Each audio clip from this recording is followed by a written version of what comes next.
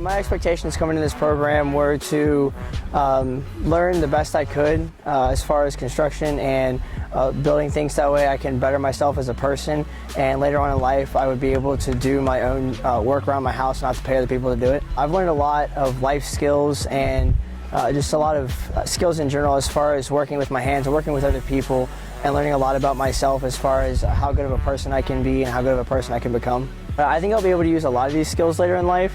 I want to go into the military and I want to be a combat engineer, which involves a lot of building and hands-on. So I think I can use these skills throughout the rest of my life as long as I can. When I walked into carpentry to do the orientation at the beginning of the year, my junior year, I expected to learn something I've never done before. My family's not very big on this. I wanted to do something new, and Kimball said he could show me something different. Being a tour guide was very interesting. I got to meet with a bunch of the sophomores from different schools and telling them that, you know, it's a great place to be. It's hard work, but it's very rewarding to see what you get to do when it's done.